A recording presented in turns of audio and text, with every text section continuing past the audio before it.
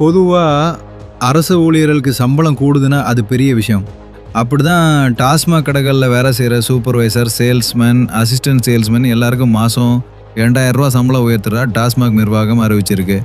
இந்த உயர்வு எப்போ இருந்து பார்த்தா, கடந்த ஏப்ரல் 1ஆம் தேதியிலேருந்தே கணக்கு போட்டு குடுக்குறாங்க. அதாவது ஏப்ரல், மே, ஜூன் இந்த 3 மாசத்துக்கான கூடுதலான சம்பள பணமும் இன்னும் 1, 2 நாள்ல அவங்கவங்க பேங்க் அக்கவுண்ட்டுக்கு வந்துரும்னு சொல்லியிருக்காங்க. இது அவங்களுக்கு ரொம்பவே உதவியா இருக்கும். பண்டிகை விசேஷம்னு வரும்போது இந்த பணம் கை கொடுக்கும். ஆனா இதுல ஒரு சின்ன கண்டிஷன் இருக்கு. சில கடைகள்ல பாட்டிலுக்கு ரூ. 10 சேர்த்து வித்தாங்க அப்படின்னு புகார் வந்துச்சுல. அந்த மாதிரி புகாருக்குள்ளான ஒரு 451 பேருக்கு மட்டும் இந்த சம்பள உயர்வு ரூ. 2000 பதிலா ரூ. 1000 இருக்கும்னு சொல்லியிருக்காங்க.